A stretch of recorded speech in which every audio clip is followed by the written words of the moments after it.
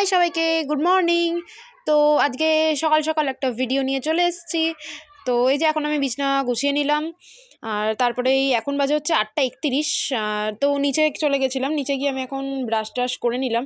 আচ্ছা, তোমরা হয়তো অনেকে ভাবতে পারো যে আমার নাকের ওখানটা ওরকম সাদা কেন হয়ে আছে।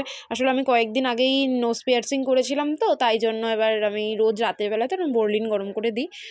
তো সেটা তোমাদেরকে ক্লিয়ার করে দিলাম। তো এই এখন ঘরফর ঝাড় দিয়ে নিলাম, নিচের ঘর মানে আর কি আমার শ্বশুর শাশুড়ির ঘরটা ঝাড়ফাড় দিয়ে মুছে টুছে পরিষ্কার করে নিলাম। তাও তারপরেই শ্বশুরের জন্য চা করছিলাম। তো শ্বশুরের জন্য চা ফা করা হয়ে গেছে। চা তারপরে বাবাকে চাটা দিয়ে আমি চলে গেছিলাম স্নান করতে। তো স্নান টান করে আমি চলে এসেছি। এখন ভাবলাম যে তাড়াতাড়ি তাড়াতাড়ি করে তাহলে ঘরের কাজগুলো সব গুছিয়ে নেওয়া যাক। তো প্রথমেই চলে গেছিলাম চাল ফাল ধুয়ে ভাত ফাত বসিয়ে দিলাম। তো ভাত বসিয়েই ভাবছিলাম যে এখন তো আর কোনো কাজ নেই, এখন আমার শাশুড়ি রান্নার দিকটা আমার শাশুড়ি আসলে সামলায়, আমি খুব একটা রান্নার দিকে যাই না। তাও ভাত টাত বসিয়ে দিলাম, তাহলে মায়ের কাজটা একটু এগিয়ে যাবে। তো তারপরে ভাবলাম যে আজ বাড়িতে ননদও নেই, কী করব ভালো লাগছে না, তাই ভাবলাম যে ঘরে ম্যাগি ছিল, দুটো ম্যাগি করেই খাই।